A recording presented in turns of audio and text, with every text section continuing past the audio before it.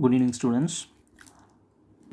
As I said, we will see a problem in the next video. We are going to see a problem, but actually it is not the concept that we have seen in the previous class. What are the concepts that we have seen in the previous class? Three concepts. One is additive inverse, the next one is modulus, the next one is multiplicative inverse. But we will see the problem related to it in the next class. Before that, we will see another problem here, which is given as problem number 9. I think we have completed 8 sums before.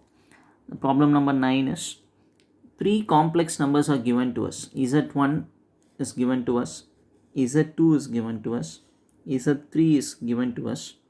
And while seeing, you can get a confusion. Z1 is okay, sir, this is 1 minus 3i, it looks like a complex number. But what is Z2? Is this a complex number?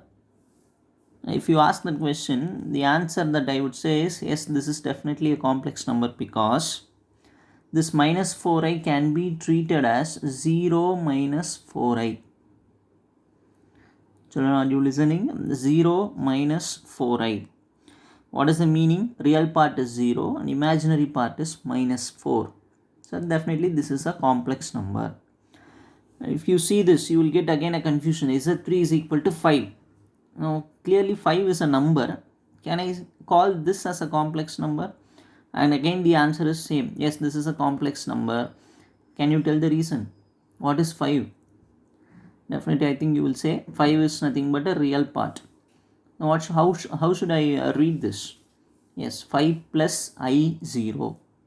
How to read this? 5 plus I0. What is the meaning? Imaginary part is 0. What is real part? 5. What is imaginary part? 0. So I can call this as a complex number. So simply a number can be called as a complex number because we can say imaginary part is 0. So don't get confused. Z1, Z2, Z3 are all what? Complex numbers. They are asking us to show that this concept. This you know very well. This is associative property. They are asking us to prove this. Z1, Z2 into Z3. It is equal to Z1 of Z2 into Z3. The calculation, you know, I think you can even do this sum by yourself, but simply I'll explain this.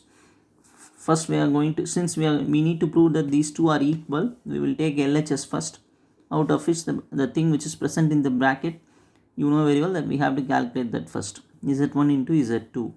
So I am writing Z1 value and Z2 value in the brackets. What is Z1? Question. Z2 given in the question. I have written here. You know very well how to multiply these two. We have seen in a previous classes how to multiply two complex numbers. So I think you will not have any doubt in this step, because minus 4i is taken to 1, minus 4i.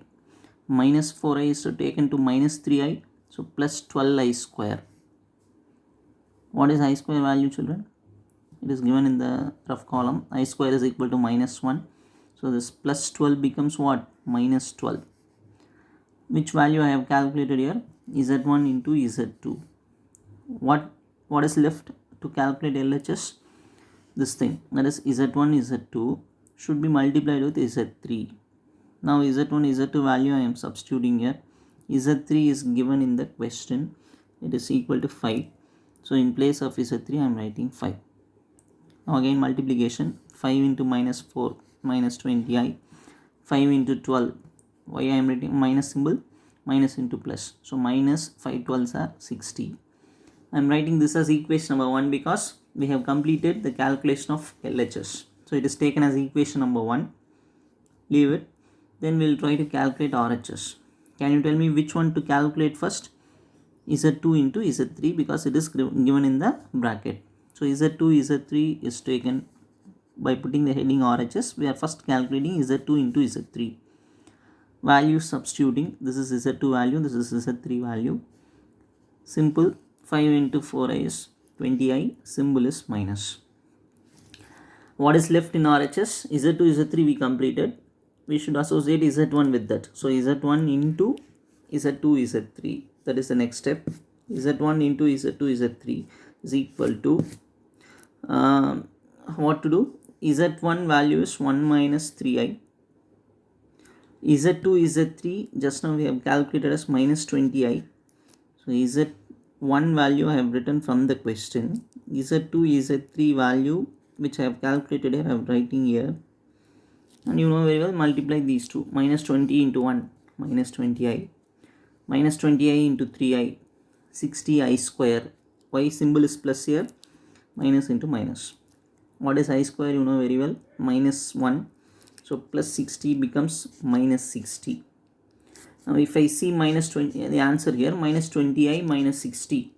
The same answer that we got here also, minus 20i minus 60.